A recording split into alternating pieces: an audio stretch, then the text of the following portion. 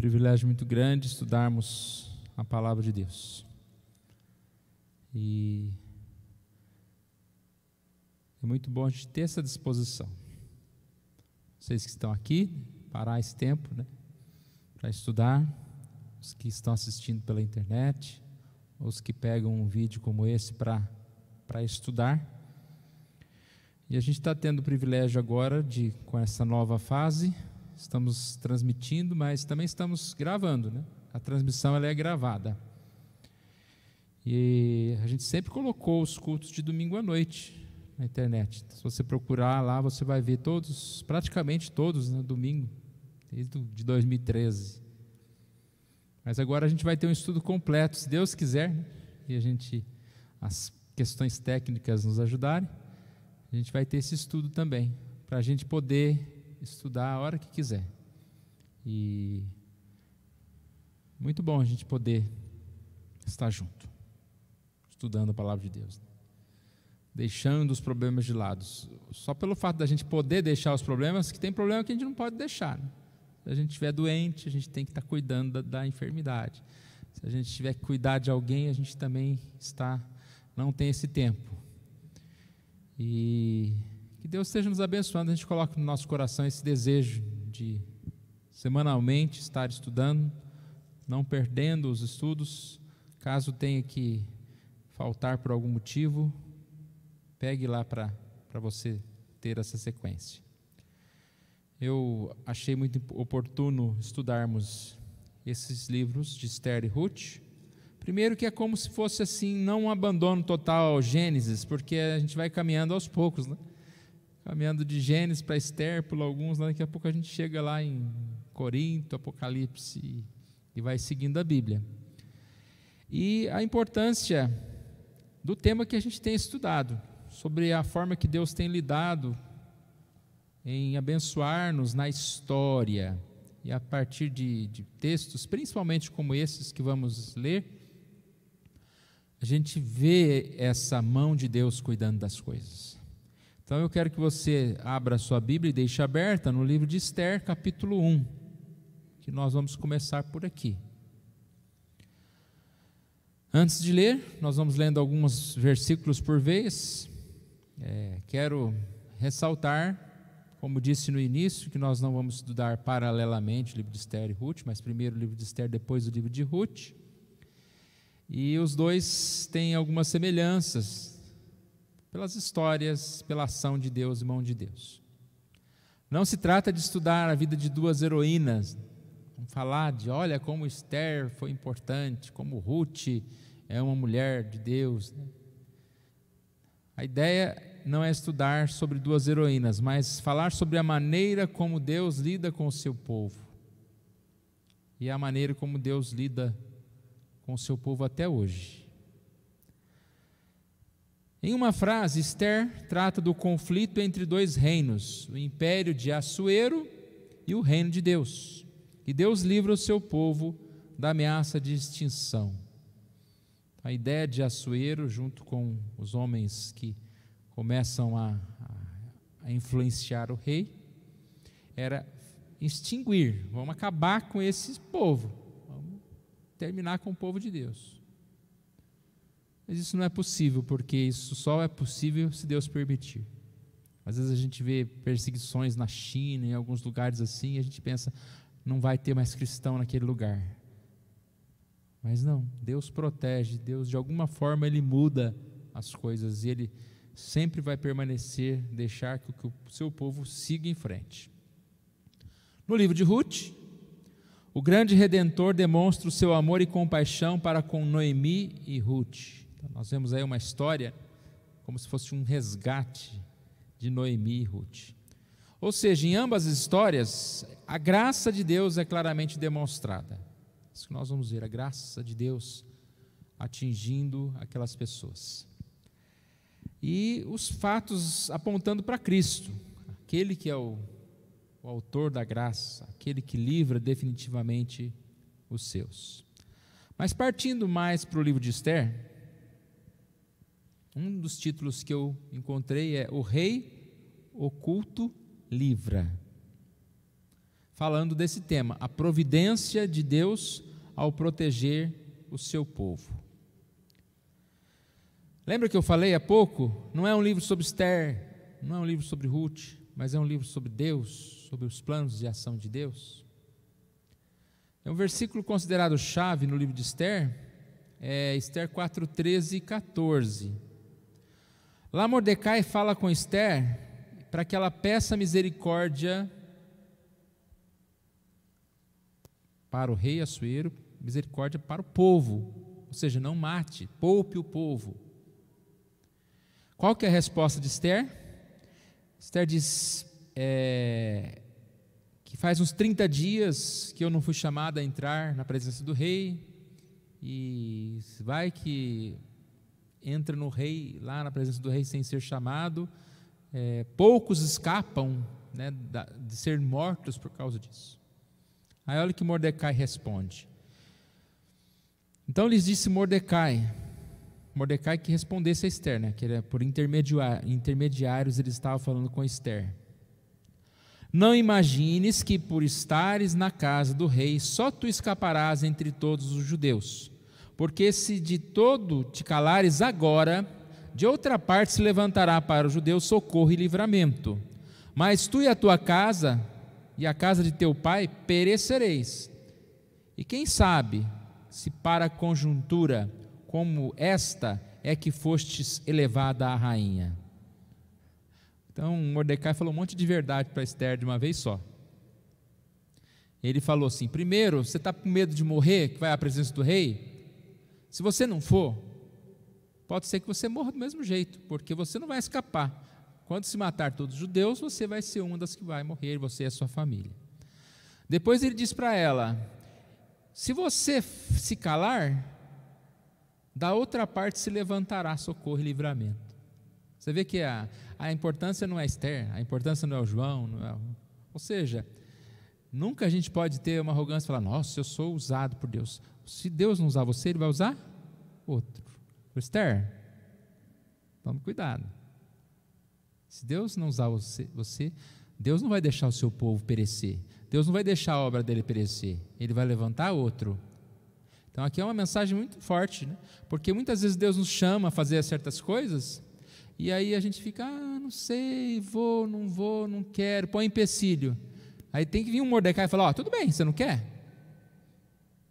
Deus levanta outro e você pode até perecer por não ter se envolvido. Mas aí ele diz no final: quem sabe se para conjuntura como essa é que fostes elevada a rainha. Ou seja, ele já está aqui mostrando: será que não foi por isso que você se tornou rainha? Para poder ser usada para libertar o povo? Então ele matou aqui a ideia, né? O livro de Esther trata sobre esse livramento do povo. Na verdade, alguns dizem que o livro de Esther foi escrito por alguém que queria contar a origem da festa lá do Urim Purim. E essa festa era uma festa que comemorava a libertação, que eles foram poupados. Aí começa contando desde o início como que isso aconteceu. Aí começa aqui, nos dias de Assuero que reinou desde a Índia até a Etiópia, sobre 127 províncias. Naqueles dias, assentando-se o rei Assuero no seu trono de seu rei, que está na cidade de Suzã, ao 3º ano do seu reinado, deu um banquete. Então ele vai começar contando a história de um banquete, o que aconteceu nesse banquete, por que aconteceu nesse banquete que Esther vai se tornar a rainha, e aí a história toda para contar. No final o povo foi poupado. Eu estou contando o final da história, né? Mas todo mundo sabe. Pessoas contam, vamos falar sobre um filme, você já conta o fim do filme, então não precisa voltar mais? Não é isso. É que todo mundo já praticamente conhece o final da história, né? Nós estamos aqui hoje porque deu certo lá a história. Não houve extinção dos judeus, lá dos irmãos. Então, a gente percebe que é isso. O livro de Esther, também o livro de Ruth, fala sobre essa soberania de Deus em cuidar, em destruir, ir contra aqueles que são perseguidores do povo de Deus. O propósito do livro de Esther também é motivar o povo de Deus a ser mais obediente e a ter coragem, mesmo quando enfrentar oposição, principalmente de governos egoístas, de governos contrários, perseverar na fé. A gente viu há pouco, estudando Esmirna no domingo, algo parecido. Eles estavam sendo perseguidos por governo, e eles deveriam perseverar, mesmo se fossem mais perseguidos ainda. O autor é desconhecido. Eu disse há pouco que provavelmente foi um judeu persa que morava lá em Suzã, ou seja, era um homem que quis contar a história da festa. Então ele conhecia muito bem lá e escreveu esse livro. A história acontece nesse tempo da dispersão, que as pessoas ainda não tinham voltado totalmente, né? Alguns já voltaram, outros nasceram nesse tempo e ficaram morando naquele lugar onde estavam. E por não se conhecer o autor, por não ter uma afirmação, é mais um dos livros que é muito, como dizer, perseguido por pessoas liberais. Perseguido assim, eles falam, não, esse livro não é canônico, não é uma história que aconteceu, é uma história inventada. Então, a gente vai ver muito isso, as pessoas dizendo que algumas histórias da Bíblia são inventadas. Nós sabemos que não. Por mais que aconteçam fatos assim, né, sobrenaturais, interessantes, é uma história assim que é empolgante, né, uma aventura, ela exatamente aconteceu dessa forma. Foi escrito em 450 a.C., e lembra que eu falei a respeito dessa questão de uma luta entre o povo de Deus e o Assuero e o reino, e aquelas pessoas perseguindo o reino de Deus? Tem uma citação, diz que o verdadeiro plano de fundo está na tensão entre judeus e aqueles que queriam matá-los. É a luta entre a descendência da mulher e a descendência da serpente, que é lá o Gênesis 3,15, que nós citamos várias vezes, que foi profetizado, que aconteceu e sempre acontecerá enquanto Jesus não voltar. Vamos então acompanhando aqui, versículos de 1 a 9. Eu li até o versículo 3, quando ele deu um banquete. Nós vamos estudar nesse capítulo 3 sinais do orgulho de Assuero. Tá? É um estudo bíblico, e ao mesmo tempo que a gente estuda sinais do orgulho, a gente vai entendendo aqui o capítulo. No 3º ano do seu reinado, deu um banquete a todos os seus príncipes e os seus servos, no qual se representou a escola da Pérsia e Média, os nobres e príncipes das províncias que estavam perante ele. Então mostrou as riquezas da glória de seu reino e o esplendor da sua excelente grandeza, por muitos dias, por 180 dias. Passados esses dias, deu o rei um banquete a todo o povo que se achava na cidadela de Suzã, tanto para os maiores como para os menores, por 7 dias no pátio do jardim do palácio real. Havia tecido branco, linho fino e estofas de púrpura, atados com cordões de linho e de púrpura, a argolas de prata e a colunas de alabastro. A armação dos leitos era de ouro e de prata, sobre um pavimento de pórfiro, de mármore, de alabastro, de pedras preciosas. Dava-se-lhes de beber em vasos de ouro, vasos de várias espécies, e havia muito vinho real, graças à generosidade do rei. Bebiam sem constrangimento, como se estava prescrito, pois o rei havia ordenado a todos os oficiais da sua casa que fizessem segundo a vontade de cada um. Também a rainha Vasti deu um banquete às mulheres na casa real do rei Assuero. Fiz questão de ler à medida que a gente vai estudando, eu vou ver se a gente vai lendo. É sempre bom a gente ler esse livro, não são capítulos tão grandes.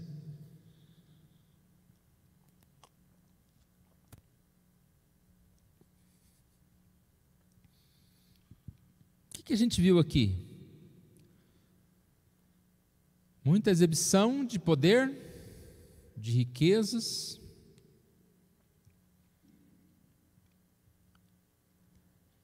Ele oferece banquetes para impressionar as pessoas, seus convidados.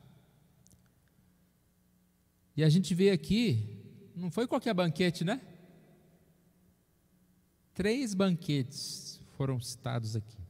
Primeiro, ele ofereceu um banquete para os oficiais militares e políticos, versículo 1 a 4. Depois, ele ofereceu um banquete para os homens de Suzã, de 5 a 8. E depois fala lá que a mulher dele ofereceu um banquete para as mulheres de Suzã, versículo 9. Qual que é a ideia de oferecer tanto banquete assim? Estamos falando de um tema chamado arrogância. Não é que você dar uma festa, isso significa ser arrogante. Ou se você tem um bem material, você convidar alguém para ver alguma coisa que você tem. Só que, eu sempre falo, né, a linha do arrogante para o não arrogante, é muito tênue, é muito um pulinho para cá, um passinho para cá, você já vai. Uma das questões para ele dar essa festa é demonstrar poder. Um rei, ele vive de vitórias, ele vive da submissão dos seus súditos. E se eu mostro o meu poder, ao mesmo tempo eu estou dizendo que você está abaixo de mim. Então, quando aquelas pessoas entravam lá e falavam, não, ele é bom mesmo. Muitos líderes precisam de exibir o quanto são bons para, assim, ter a certeza de que eles se manterão no poder. A gente vê isso demais. As pessoas precisam mostrar que elas fazem, que elas são importantes. Por que tudo isso? Para manter-se naquele lugar. Tem a questão militar. Assim, ele mostrava que ele não poderia ser abalado por outros. Não sei quantos já viram aquelas festas que tem, né?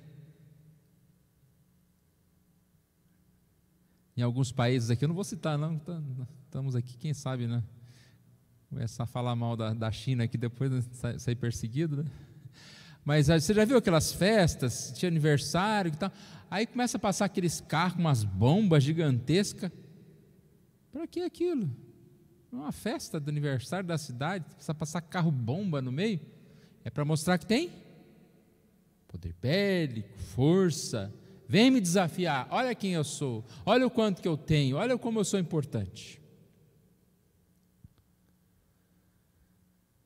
Então, o arrogante é um candidato à derrota. Por mais que ele tente impressionar, a história narra que ele e o seu exército foi derrotado. Em 479 chegou ao fim do sonho de Assuero de formar um império mundial. Ele estava querendo ser o imperador de todo mundo. Ele já tinha muito poder, mas estava querendo mais. Provérbios 16, 18, acredito que é bem conhecido de nós. O que diz lá? A soberba precede a ruína, e a altivez de espírito a queda. A soberba precede a ruína. Isso é uma grande verdade que a gente vai perceber na vida de Assuero. Uma outra questão que a gente vê no orgulho,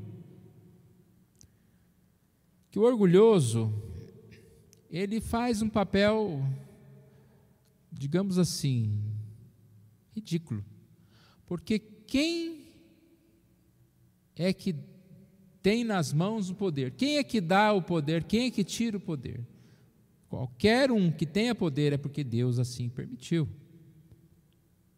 E você arrogar poder, você querer demonstrar que você tem, na verdade você está esquecendo que se você tem é porque Deus te deu. Então toda a autoridade vem de Deus. E a gente vê várias histórias bíblicas, né, como foi a história de Faraó, Nabucodonosor, Belsazar, lá que em Daniel 5, quando deu também um banquete e se enfraqueceu. Outras histórias. Então, em primeiro lugar, um sinal de orgulho é a arrogância. Em segundo lugar, sua embriaguez, de 10 a 12. Ao 7º dia, estando já o coração do rei alegre do vinho, mandou a Meumã, Biztá, Arboná, Bictá, Abigtá, Abagtá, Zetar e Carcas, os 7 eunucos para servir, que serviam na presença do rei Assuero, que introduzissem à presença do rei a rainha Vasti com a coroa real, para mostrar aos povos e aos príncipes a formosura dela, pois era em extremo formosa. Porém, a rainha Vasti recusou vir por intermédio dos eunucos, segundo a palavra do rei, pelo que o rei muito se enfureceu e se inflamou de ira. Nós estamos falando de sinais de orgulho. E aqui, não que todo orgulhoso é alguém que se embriaga, mas um orgulhoso embriagado é complicado. Uma pessoa brava, embriagada, é complicado, porque o álcool ele potencializa essas coisas. A gente vê muitas coisas, muitas notícias na televisão de mortes. Na maioria das vezes essas pessoas não estão no normal delas, ou usaram algum tipo de droga ou bebida, e de repente matam, porque alguém passou no sinal na frente delas, ou usou uma vaga do estacionamento que elas acharam que era delas, então ele mata, por raiva e também por influência da bebida. Versículo 10 diz que o coração já estava alegre. Tantas semanas, meses, dias com festa. Aqui o texto diz que bebiam, né, sem constrangimento. A ideia aqui do sem constrangimento não é que eles simplesmente bebiam sem ter vergonha, mas a ideia aqui é que uma coisa boa aqui de Assuero é que ele não obrigava as pessoas a beber. Olha o que diz o final do versículo: fizessem segundo a vontade de cada um, ou seja, sem constrangimento. Eles não eram constrangidos a beber. Mas qual que era o constrangimento deles a beber? O exemplo do rei. Você vai numa festa e o dono da festa é o que está mais lá bêbado, lá embriagado, e oferece para você, você não é obrigado, mas sem constrangimento. Então eles foram pelo exemplo aqui, né? O que aconteceu? Ele tomou uma decisão impensada, errada, mandando que fossem chamar a rainha, a sua esposa, para exibi-la.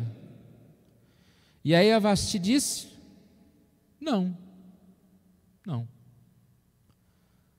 É uma ofensa tripla. Primeiro, como mulher falar com um homem, naquela época principalmente, né? Depois, como esposa, desacatando a autoridade. E como súdita do rei, desrespeitou o rei. Aquele que queria mostrar poder, de repente a mulher dele mostra que ele não tem poder nenhum. Mas a ênfase aqui do ponto 2 é a sua embriaguez, ou seja, acreditamos que tudo isso foi feito porque ele não estava num estado normal, porque ele deveria conhecer muito bem a sua mulher, ele devia saber que ela não ia aceitar, ele devia saber que aquela coisa não é nada a ver, ele mostrar a sua mulher para todos, um monte de homem embriagado lá. Qual que era a ideia? Nada a ver.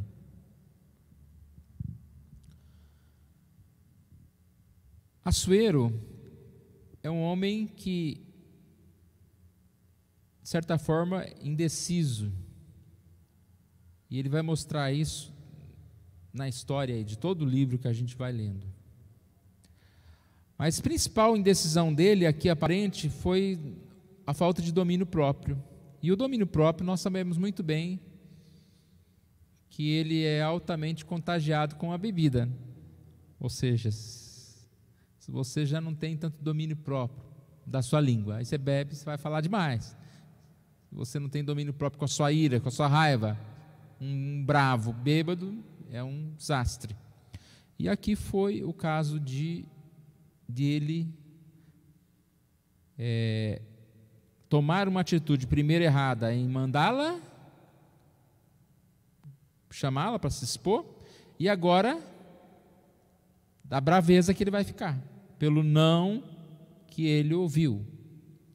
Provérbios 16:32 diz: é melhor o longânimo do que o herói de guerra, e o que domina o seu espírito do que o que toma uma cidade. É bem Assuero. Ele podia domar uma cidade, mas não estava dominando a si mesmo. Fez um erro e agora vai cometer outro. Ainda Provérbios 25:28 diz: como cidade derribada, que não tem muros, assim é o homem que não tem domínio próprio. O rei não conseguiu controlar nem sua índole, nem sua sede. Então aí vem tudo: o álcool, a raiva, o orgulho, a ação errada.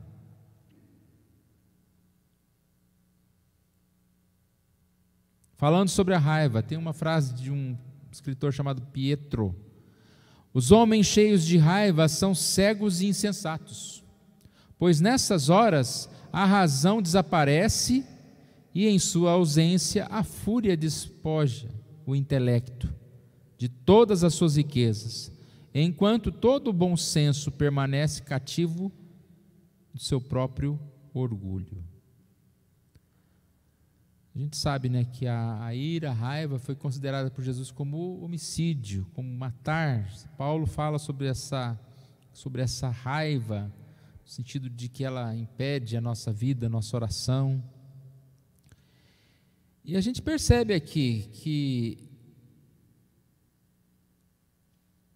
está bêbado, fez algo errado, chamou a mulher, ela não veio. Era a hora dele desconfiar e admitir que ele estava errado. O que ele podia ter feito?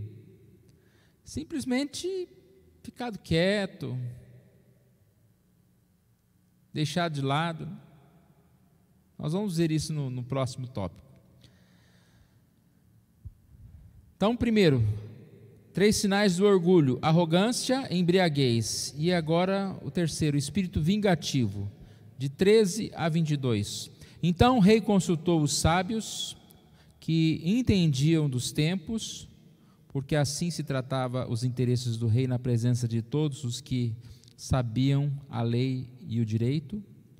E os mais chegados a ele eram Quercena, Setar, Adimata, Tarsis, Meres, Mersena e Memucã, os 7 príncipes dos persas e dos medos, que se avistaram pessoalmente com o rei e se assentaram como principais no reino. E sobre o que se devia fazer segundo a lei, a rainha Vasti, por não haver ela cumprido o mandado do rei Assuero por intermédio dos eunucos.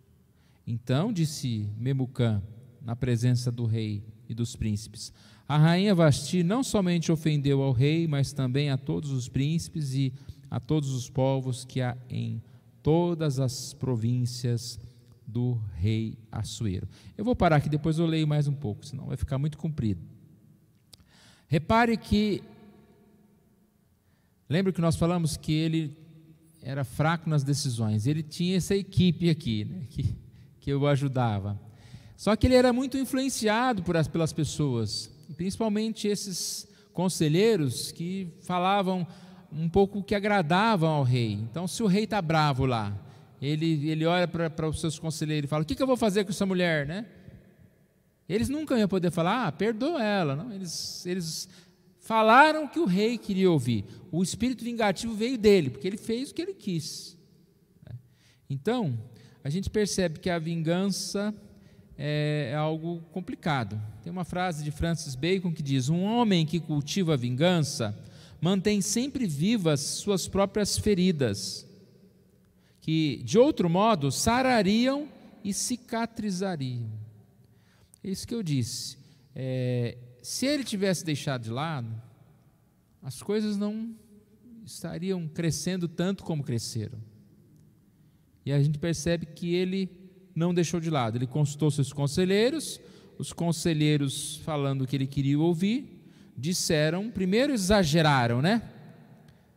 Eles falaram que Vasti não havia insultado apenas o rei, mas todo o império, todos os príncipes, todos os povos que há em todas as províncias do Assuero. A gente lê aqui, a gente concorda, mas não é verdade isso, a coisa não é tão assim. Alguém disse que talvez os presentes naquele momento, ao invés de ficar escandalizados, eles iam falar: tá vendo lá, a mulher do rei é igual a nossa, né? Ela não aceita qualquer desaforo e tal. E como eu disse, dele deixar de lado, ele poderia simplesmente abrir um sorriso e dar abraço, ir lá chamar ela: então vem cá, vamos ficar juntos, tal. Mas ele fez o que a ira no coração, junto com a bebida que nós falamos há pouco, o levaram a fazer. Qual foi o conselho dos sábios? A depor a Vasti e a colocar outra rainha em seu lugar. Porque a notícia que se fez, a rainha chegará a todas as mulheres, de todo modo que desprezarão a seu marido, quando ouvirem dizer: mandou o rei Assuero que a introduzissem à sua presença, a rainha Vasti, porém ela não foi. Olha o conselho: hoje mesmo as princesas da Pérsia e da Média, ao ouvirem o que fez a rainha, dirão o mesmo a todos os príncipes do rei, e haverá daí muito desprezo e indignação. Já pensou? Porque a rainha falou daquele jeito com o rei, agora todas as mulheres do mundo inteiro vão fazer o mesmo. Agora vai deixar de respeitar o marido porque uma mulher é exagero demais. Sabe bem parecer ao rei, promulgue da sua parte um edito real e que se inscreva nas leis dos persas e dos medos, e não se revogue, que Vasti não entre jamais na presença do rei Assuero, e o rei dê o reino dela a outra, que seja melhor do que ela. Não é verdade que esse decreto iria mudar alguma coisa. Pelo contrário, ele iria espalhar a notícia.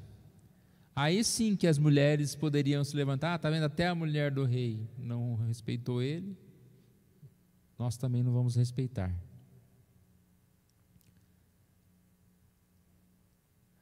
Versículo 20: quando for ouvido o mandato que o rei decretar em todo o seu reino, vasto que é, todas as mulheres darão honra a seu marido, tanto ao mais importante como ao menos importante.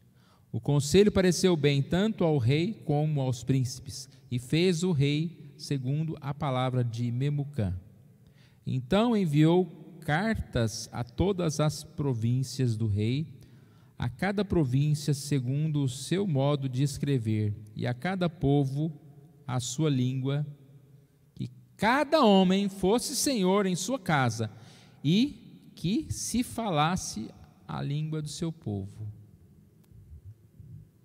Cada homem fosse senhor. Já a pessoa precisa ter um edito, uma lei, uma carta, para que cada homem fosse o senhor em sua casa. Aí que já perdeu o respeito, né? O dia que você precisar de uma carta para falar que você é o chefe, é o homem da casa, você já perdeu o respeito. Então a gente percebe aqui que exatamente esse castigo da Vasti não iria resolver nada. Ela foi destronada, não iria resolver nada. Isso só demonstra que aquele que começa dando um banquete para mostrar que ele era poderoso, que ele era o bom, que ele era o maior, chega no fim da festa, ele só demonstrou que ele é frágil, que ele não sabe tomar decisões, e etc, etc. Quais são os 3 sinais do orgulho? Arrogância, embriaguez e espírito vingativo. Então, segundo esse capítulo, são esses sinais que nós vemos. Eu vou ter que parar por aqui, e a gente vai continuar ainda com as aplicações todas desse capítulo na próxima semana, senão vai demorar muito. E aí a gente fala rapidinho na próxima semana e faz as aplicações. Nós sabemos que todas as coisas, elas têm um propósito maior. E aí a gente acabou de ver que uma festa que tinha um propósito, ele vai chegar a ter outro. A gente está percebendo que acaba o capítulo com essa rainha Vasti saindo do poder. Não temos mais muitas notícias dela, porque vai entrar em cena a Esther.